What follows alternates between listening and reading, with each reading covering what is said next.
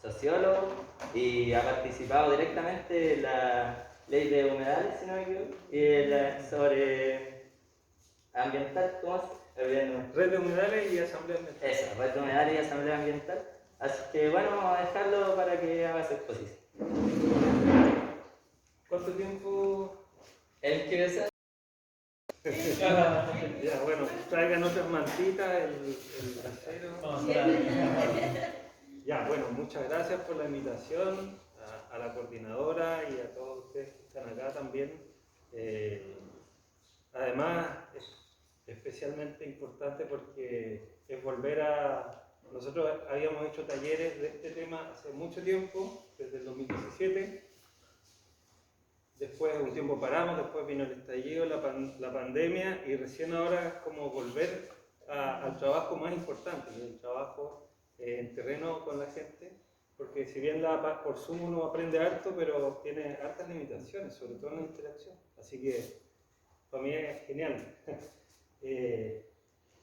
Bueno, ¿qué les puedo decir? A ver, el tema de la planificación metropolitana, que es el tema que vamos a conversar hoy día en realidad,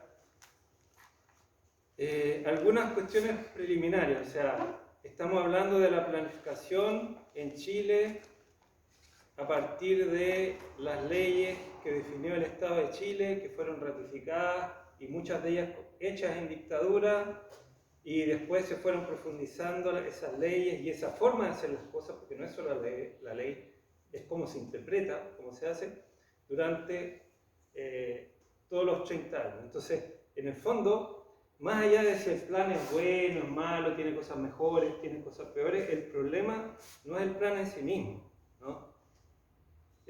La gente que hace el plan también tiene limitaciones, tiene etcétera, pero el problema es cómo diablos construimos un territorio más justo social, ambientalmente, ¿no? Cómo terminamos con las desigualdades y cómo los planes que hagamos o cualquier otro instrumento de política, programa, proyecto, sea funcional a nuestros objetivos como sociedad, como pueblo, ¿cierto? Como territorio. Entonces, si se fijan, lo que les estoy diciendo en el fondo es que toda la lógica está mal. No es solo, no, este plan no tiene un colorcito, cambiamos otro colorcito. Bueno, se puede tratar de hacer, quizás puede ser menos malo, pero el problema aquí es que llevamos décadas, si no siglos, de que el territorio es una hoja en blanco donde el que tiene el poder dibuja. Esto es lo que quiero. Aquí no había nada, y si había algo, me estorba lo hecho para las orillas, ¿no? A los pobres los he hecho para la costanera o los he hecho para la Teniente Mellino, me estorban, ¿no? Me estorban. Pero después, ¿qué es lo que pasa ahora? Cuando el capitalismo crece, resulta que allí donde no valía nada, ahora me pongo codicioso, como no yo, el capitalismo dice, oye, igual tienen valor esos territorios de los pobres, ¿por qué no los sacamos? Igual podríamos hacer otra cosa, ¿no? El río, ¿por qué no recuperamos el río para la ciudad y echamos esta gente que está ahí? Entonces, en el fondo lo que nosotros hemos tratado de hacer no es solo cuestionar el plan, tenemos hartas peleas con la gente que hizo el plan, con el mismo, pero esas son peleas chicas. Las peleas grandes son cómo miramos, repensamos la forma de construir nuestro territorio, cómo decidimos desde nosotras y nosotros, cómo ponemos los instrumentos que hay en las políticas, todo al servicio de un proyecto de transformación, ¿no? Entonces, con eso en mente, porque ¿qué pasa con el plan? El plan es una cuestión súper tecnificada, es una forma de planificar que aleja a la gente de la ciudad. Dice, no, es que aquí Javier me puede decir, bueno, yo quiero un territorio que sea amigable con el medio ambiente, no sé qué. No, pero espérate, eso está en otro instrumento, eso lo tienes que ver, no, y te empiezan a tirar, a fragmentar. Pero uno uno es una sola persona, vive en un solo territorio donde todos los problemas están juntos, ¿cierto? Pero el Estado es una hidra de 1000 cabezas, ¿no? Y lamentablemente acá, en los planes, lo que ocurre muchas veces, hasta ahora, es el plan lo dibuja el Estado, el CEREMI, el Ministerio, los municipios. Pero quien mueve la mano que dibuja el plan son los intereses que realmente dominan la ciudad. Que pueden ser los grandes propietarios, pueden ser las grandes industrias, estatales o privadas. Entonces, aquí no hay una cuestión de que el Estado lo hace bueno, el Estado lo hace malo. Aquí son todos parte de una misma lógica de poder que coloniza el territorio y lo destruye y lo reconstruye a su imagen y semejanza, pasándole los costos a quién, a las mayorías, ¿no? Bueno, les digo todo esto porque después vamos a entrar en el plan y es fácil perderse en el tecnicismo, no, pero esta zona es, ¿no? Pero en el fondo pensemos que desde donde estamos enfrentando este problema es desde esta visión más general y sobre todo desde el 18 de octubre no puede haber vuelta atrás, o sea, hay que saltar los torniquetes de la planificación también, los torniquetes de cómo se hace ciudad. Hay que tener una nueva constitución, ya, ok, pero ¿de qué nos sirve si después en nuestros territorios se siguen construyendo y destruyendo de la misma forma, ¿no? Entonces, hay que dar luchas territoriales, locales. Ahora, vamos a... ¿Qué es un plan regulador metropolitano? Bueno, es un tipo de plan regulador, ¿no? Es un tipo de plan. Es un tipo de instrumento de planificación territorial. Hay distintos planes. Hay planes a escala comunal, como ustedes saben, aquí hay un plan regulador de Concepción, de la comuna de Concepción, hay otros de... Cada comuna tiene o debiese tener su plan regulador que norma el uso de suelo. ¿Qué es el uso de suelo? Yo dibujo la ciudad, la pinto en colores y en cada color se puede construir algo y no se puede construir otra cosa, ¿no? Por ejemplo, ustedes van a ver aquí que en los colores morados, en casi todos los planes, color morado o violeta son industriales, es decir, yo pinto de color morado lo que es para uso industrial y no para uso área verde y no para uso residencial, ¿no? Entonces los planes reguladores básicamente zonifican la ciudad, la transforman en zonas, ¿no? La dibujan como en polígonos, en colores, en zonas de colores, y cada color tiene un uso de suelo, pero además del uso de suelo, además tiene condiciones de urbanización, porque no basta que yo diga puede ser residencial, sino que el plan también dice, ya, pero residencial puede ser altura hasta 15 pisos, o puede ser altura libre, o pueden vivir ahí hasta 400 personas por hectárea, o pueden vivir ahí solo hasta 40 personas por hectárea. O sea, el plan fija, además de el uso de suelo, las condiciones con las cuales se va a usar ese suelo. Y eso también es importante, porque no es lo mismo decir, ok, esto va a ser residencial, pero se puede construir un edificio de 4 pisos, esto va a ser residencial y va a ser altura libre, como es en el centro de Concepción, ¿cierto? No es lo mismo. Entonces, no solo es importante el uso de suelo, ¿no? Que se puede y que no se puede, sino el cómo, ¿no? Qué tanta carga se le mete a ese uso. Ustedes me preguntan cualquier duda y así vamos avanzando también, si bien quizá podemos hacer una ronda de preguntas después, pero igual en la medida que vamos conversando también preguntas, comentarios, opiniones, qué sé yo, vamos dando. Yo tengo una duda. Adelante. ¿Por qué las zonas de extensión, que son las amarillas, son con diferentes números? Ya. Voy a llegar a eso, pero después. Pero sí. Entonces, estamos hablando, tenemos planes comunales. ¿Y qué son los planes intercomunales o metropolitanos? Bueno, los intercomunales son planes que son para más de una comuna. ¿Por qué? Porque hay comunas que se pegaron y en el fondo ya como que todo está funcionando junto, entonces ahí se hace un plan intercomunal. Sigue existiendo en los comunales, pero se hace un plan como extra, ¿ya? ¿Qué es un plan metropolitano? Es un plan intercomunal, pero para aquellas comunas que se pegaron y tienen más de 500.000 habitantes.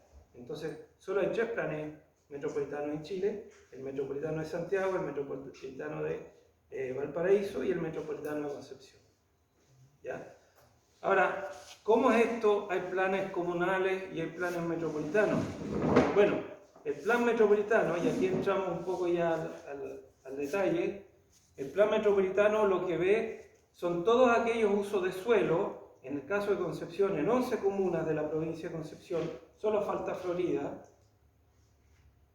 que por alguna razón se excluyó, quizá porque ahí hay el vertedero más grande del sur de Chile y no quisieron meterse en papa, ¿no? Y quisieron dejarlo como suelo rural para no tener ni siquiera que regularlo con la porquería de regulación que proponen, pero ni siquiera eso para poder darle duro al vertedero, ¿no? Esa es una hipótesis mal pensada, ¿no? ¿Una pregunta? Por favor. Una pregunta, por ejemplo, o sea, yo escuché que, por ejemplo, Violantano no tiene nada que ver con el plano regulado. Y en el caso del vertedero. ¿cómo se llama, no? ¿Ah? Hidronor. Hidronor. Hidronor. Hidronor. ¿Opera la misma situación? Es decir, ¿lo dejan fuera del plan? Aquí lo dejaron fuera porque esa comuna no entró a la planificación.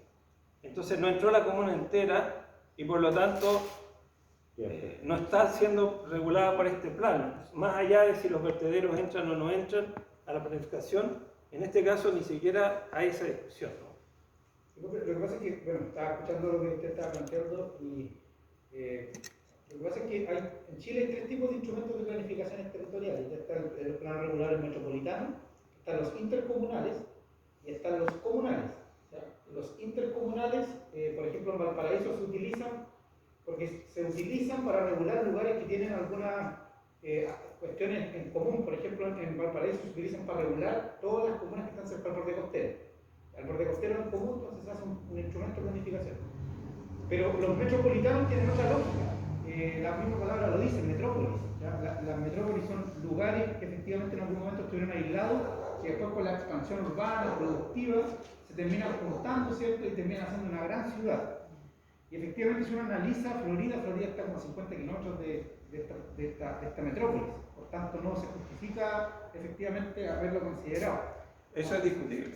Claro, pero en el fondo... Porque si tú miras aquí en este plan, ¿a cuántos kilómetros aparece en la comuna de Lota aquí, que ni siquiera se plasmó? ¿A cuántos kilómetros está del centro metropolitano?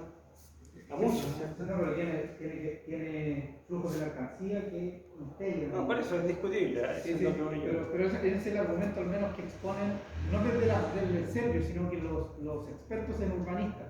Porque yo, por ejemplo, en relación a este tema consultaba expertos que ni siquiera son de Concepción, que efectivamente son de otras ciudades y efectivamente me dicen, porque nosotros también decíamos, o sea, no está integrado Florida, me dicen, es mejor argumento, mejor descartarlo, señalar, porque efectivamente no. Pero lo que digan los expertos es válido.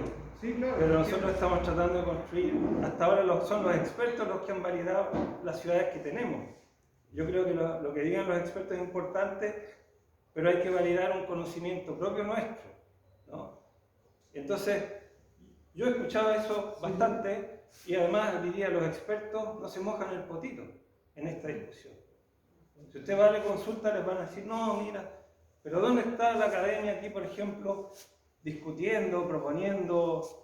No está tan cómodo, ¿no? Entonces, ahora, cuando digo que es discutible, no significa que no hayan buenas razones, quizá para dejarlo afuera o no, pero lo importante es que es discutible, o sea, no hay un solo criterio. En la planificación es un proceso político, es un proceso económico, es un proceso cultural, y no hay un criterio mágico, objetivo, externo, que dice, no, esto tiene que ser así porque el conocimiento urbanístico dijo que tenía que ser. O sea, Eso no es así. En el fondo un argumento geográfico nomás. Hay distintas visiones de cómo debe ser la ciudad, cuáles son las prioridades, y en función de esas visiones, distintos intereses, además legítimos, que hay en la ciudad, y cada interés trata de decir, mira, esto debe ser así por tal cosa, y otro va a decir, no, es que... Entonces, yo creo que lo que dice el compañero en el fondo es, hay una discusión donde hay distintos puntos de vista. Puede que si le preguntamos a Florida, los mismos floridanos y floridanas digan, oye, no queremos ser parte de esta cuestión gigante, de esta metrópoli, así que, aunque hayan razones urbanísticas, a nosotros déjenos fuera, y puede que eso sea más importante incluso que las razones urbanísticas. Pero lo importante es, no hay, y eso es nuestra perspectiva que hemos venido trabajando con un grupo de gente y de organizaciones, esta cuestión de que esto es objetivo, y ellos saben, los expertos saben, la gente no sabe, ¿no? El conocimiento que ustedes tienen no vale, ¿no? Porque ustedes no se saben la ley, la Ordenanza General de Urbanismo y Construcciones, y no saben, pero eso no es así, también hay expertos, entre comillas, geógrafos críticos, geógrafas, ecologistas políticas, un montón de gente que defiende otra visión de ciudad. Entonces los propios expertos también están encontrados. Pero avanzando en lo que es el plan, en lo que es un plan, ¿cierto? Un poco lo que decía el compañero ahí, es un ordenamiento, en este caso, que solo va a zonificar aquellas zonas que se consideran y aquellas zonas y aquellas actividades que se consideran de importancia intercomunal. Y por eso, en este plan, que no es el mismo... ¿Dónde quiere? No, quiero volver a otro plan, ¿Ordenanza? No, ¿Ordenanza? Memoria de proyecto. Cadastro. no. ¿O quiere que Había otra imagen. Pero lo importante es que en el Plan Regulador Metropolitano de Concepción actual se enfoca en aquellas actividades y va a regular aquellas actividades que tienen importancia intercomunal. Es decir, no va a regular el uso de suelo, por ejemplo, en este sector, porque considera que, y ni en otro sector habitacional, considera que estos sectores urbanos ya consolidados residenciales son materia propia de los planes comunales. Son los planes comunales los que tienen que regular estos sectores urbanos consolidados. Por eso en el plan actual, si se fijan, hay varias zonas en blanco. Esas son las áreas urbanas de la ciudad que ya están integradas a los planes comunales, ¿ya? Y por lo tanto, en esas zonas en blanco son los planes comunales los que están regulando el uso del suelo. Pero se fijan que en algunas partes sí hay colores en una zona, dentro de la zona urbana. ¿Por qué? Porque el planificador, ¿no? El mismo consideró que en esa zona la actividad que hay es tan importante que amerita que sea regulada, tiene una importancia intercomunal. Por ejemplo, las zonas industriales, la gran industria, no un taller, sino que la gran industria tiene que ser regulada porque tiene importancia intercomunal, por la contaminación, por la fuerza productiva, ¿cierto? Entonces, o algunas áreas verdes también son intercomunales y por lo tanto se dibujan. Y otras áreas verdes no. Por ejemplo, el Parque Ecuador, el Parque Metropolitano que le llaman del Cerro Caracol, que es este sector verde oscuro, quienes planificaron consideraron que sí, que eso no solo no es un parque menor y por lo tanto es un parque de importancia metropolitana y tiene que estar en este plan. Sin embargo, hay otros parques, plazas que no están ahí, porque se considera que en realidad no tienen una importancia para toda la metrópoli, ¿no? Ahora, este plan, esto que estamos discutiendo hoy día, es una modificación al plan que se hizo el año 2003, que es ¿ya? El Plan Metropolitano de Concepción viene, digamos, en su versión moderna, viene del año 2003 y, si se fijan, era un poquito distinto en algunas cosas, no tiene zonas en blanco. No tiene zonas en blanco.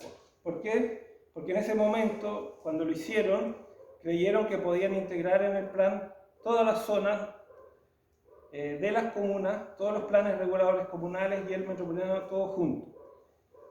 Yo creo que no era una mala idea en sí misma, pero la Contraloría después les dijo que no podían hacer eso y por lo tanto esa es una de las razones por las cuales viene esta modificación. No es la única, pero hay razones legales por las cuales hacen esta modificación.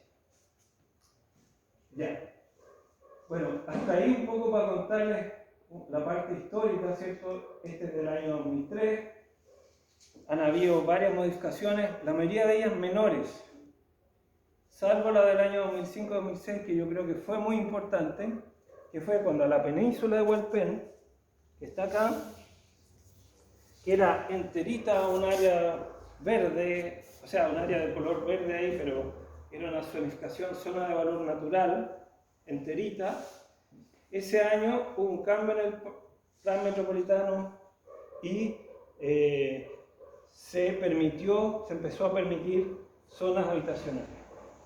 El año 2005-2006. 2006 fue promulgada esa modificación. Pero el resto de las modificaciones yo diría no fue de tanto impacto. Ya. Martín, perdón, Sí. una consulta. Que me llama la atención eso que mencionas porque al día de hoy, como todos sabemos, la península está como en el ojo del huracán, por así decirlo. Bien, entonces lo que se hizo en el 2005 es lo que tiene influencia hoy en día de que se estén construyendo las viviendas. O sea, si eso hubiese seguido en verde, ¿no hubiesen podido construir?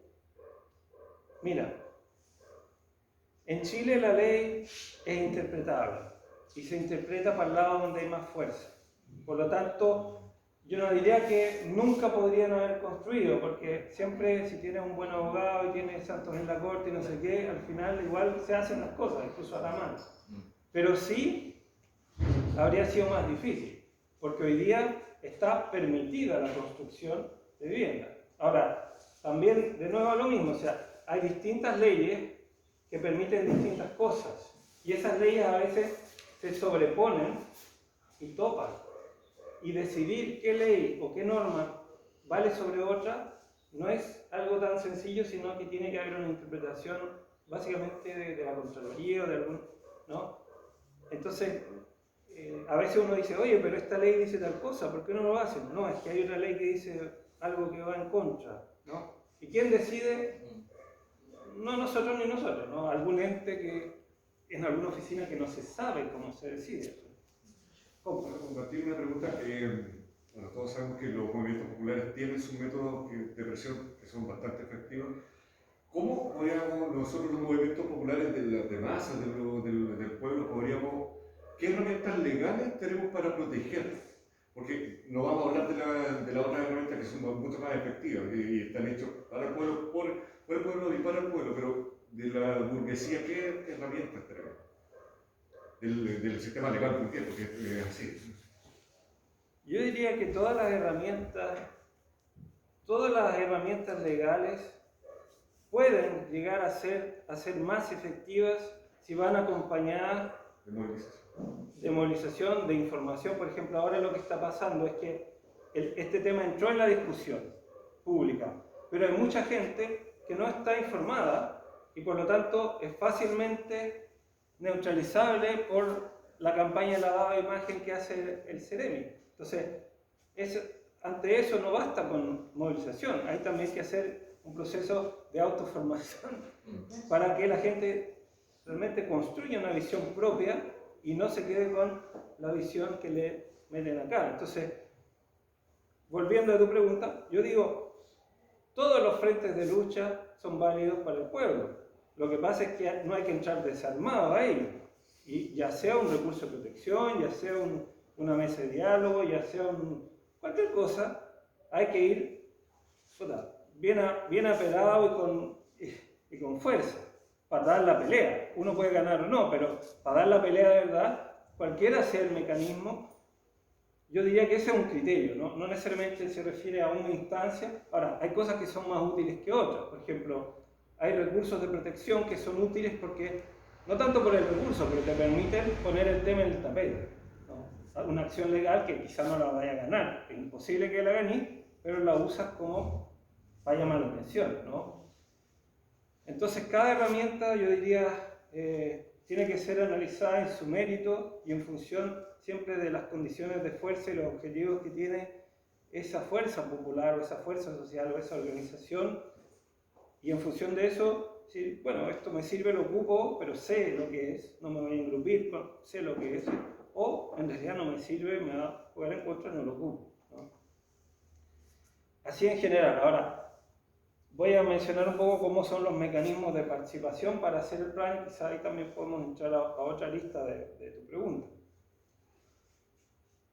Igual tenía una pregunta, pero ¿Sí? igual si la va a responder. No, dale. Es como saber cuáles son los argumentos a favor de este plan. Ya. Bueno, Entonces, el año 2003, voy a responderte, pero voy a retomar un poco la idea. El año 2003 se hizo el plan tuvo varias dificultades para ser aprobado. El plan vigente, el plan actual que se hizo en 2003, tuvo varias dificultades, pero al final lo aprobaron. Pero después vinieron estos cuestionamientos por parte de otros organismos y también la ciudad fue cambiando, ¿cierto? Y el año 2012 se hace un decreto de que se cambie, se haga una nueva modificación esta vez para resolver todos esos problemas que estaban pendientes, ¿no? Y actualizar algunas zonificaciones. Es decir, esta discusión que estamos haciendo ahora partió en estricto rigor el año 2012 cuando se firma el decreto que dice hagamos esta. Llevamos casi 9 años, ¿no? Y en 9 años Chile ha cambiado un montón, o sea, hasta las leyes han cambiado, hasta las leyes del propio sistema han cambiado, y sin embargo esto se rige más o menos por cuando se inició el proceso que fue el año 2013 en términos ya de los talleres, de hacer una consultora que se contrató, una consultora que se contrató que hubo dos en la licitación para dibujar el plan. Hubo 2 proponentes, la consultora Aviterra, que es una gran consultora de Santiago que hace muchos planes reguladores, tiene mucha experiencia en eso, pero es una máquina de hacer planes reguladores, ¿cierto? Hacen incluso de otras partes de Latinoamérica, y la Universidad de Concepción. Bueno, ganó esta otra consultora que además ha sido mencionada en el caso Mopgate, ha sido la consultora que hizo el cambio de uso de suelo en el plan regulador de Machalí. ¿Se acuerdan? Que hubo un cambio en el plan regulador que cambió un suelo rural a urbano y el que era dueño del suelo que le pidió a Cabal, ¿cierto? A la consultora Cabal que fuera y pidiera un préstamo para comprar eso porque ahora el cambio del plan regulador iba a permitir dar mucho más plusvalía. Bueno, ahí está Aviterra. No significa que esté metida en la parte sucia, no sé, pero sí significa que es una consultora, la que dibujó esto, una consultora de la trama del poder. No es que se armó una consultora con gente acá, profesionales recién salidos de la U y dice, oye, hagamos. No, estamos hablando de PC gordo, ¿no? Consulta, ¿y ahora quién hizo este nuevo plan? ¿La misma? Esa consultora hizo este plan y después es el propio MIMBO el que le fue haciendo los ajustes, porque tampoco tenían plata para tener la consultora, sino que se le licitó, ¿cierto? Y después el propio CEREMI del MIMBO que fue haciendo el resto del proceso. Ya, ahora, ¿cuál era su pregunta? Mi pregunta, Los argumentos a favor. me nació otra con lo que estaba diciendo. Porque esta es una consultora. ¿A quién le consultaron? Bueno, ya, el proceso, en ese tiempo, hasta hace muy poco, hasta el año 2018, los planes metropolitanos no tenían una participación ciudadana obligatoria, ¿ya?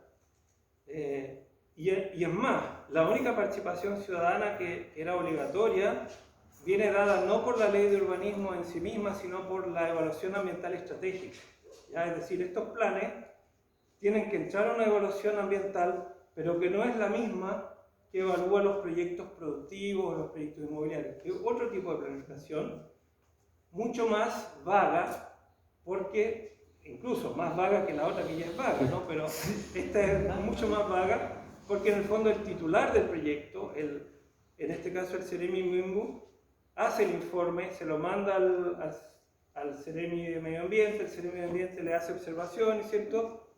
Se lo devuelve, pero en el fondo no hay como una parte donde se diga ya, aprobado o rechazado, no, sino que es un proceso en el cual más bien son observaciones y yo las voy integrando un poco como creo que tengo que ir integrando y después te digo, no, igual ya las integré, así que quédate tranquilo, ya las integré, ¿no? Eso es más complejo el detalle, pero ese es un poco el proceso. Ahora, la gracia de ese proceso de evaluación ambiental estratégica es que obliga a una consulta pública, ¿ya? Y hoy día también obliga a que cuando se inicia el proceso, tiene que haber participación ciudadana en el dibujo de la imagen objetivo, que se llama, es decir, cómo queremos esta cuestión, ¿ya? Pero eso es ahora, en ese tiempo no estaba. Entonces se hicieron talleres, se hicieron 4 grandes talleres, pero ¿a quién se invitó? El Mingo ha dicho por ahí a casi 600 profesionales. Yo he contado las actas de los profesionales, no son tantos, pero aunque fueran 600, porque aquí no sé si hay tantos, pero estaban ahí los gerentes de los puertos, la Cámara Chilena de Construcción, mucha gente de municipios, de sectores del Estado, sectores de OH, etc. Ellos formularon lo que se llama como la imagen objetiva, es decir, ¿qué queremos con esta cuestión? Año 2013-2014. Y también los municipios, además de que mandaron gente a esos talleres donde comieron galletitas y tomaron café, ¿cierto?, en algún hotel de Concepción, también los municipios hicieron observaciones por escritas, pocas, pero hicieron también, algunos municipios hicieron más que otros. En ese momento de diseño, ¿ya? Diseño. Ahora, ¿cómo participó la sociedad civil en ese momento de diseño? Yo lo he dicho muchas veces. Yo pedí las actas por transparencia de quienes participaron en esos 4 talleres durante 2 años y hay 7 personas de la sociedad civil. 7. Pero de esas 7, hay una sola junta de vecinos. ¿Ya? Hay 0 organización socioambiental. 0. Eso no es solo culpa de quienes diseñaron los talleres, porque quizá si en ese momento hubiesen dicho el que quiera participar venga, quizá igual no habría ido nadie, porque ¿dónde está el trabajo previo que tiene que hacerse de educación, de discusión, de socialización, de, oye, ustedes y usted, todos ustedes son ciudadanas y ciudadanos y esto también es político, es construir la ciudad, es decir, aquí se puede esto y aquí no se puede eso. Eso es tan importante como votar, quizás, ¿no? Porque en el fondo estáis definiendo qué cosa queréis en un lugar o no. Pero todo ese trabajo previo no se hizo.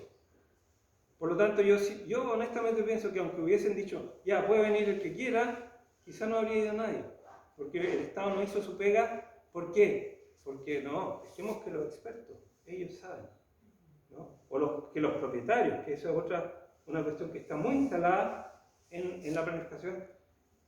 Sí, está bien que ustedes ciudadanos quieran algo para ese terreno, pero es que tiene un propietario, entonces el propietario hay que dejar un poco que haga un poco lo que quiere. Eso ni siquiera en la lógica burguesa está, porque el plan regulador regula todos los terrenos, independientemente de quién es el propietario.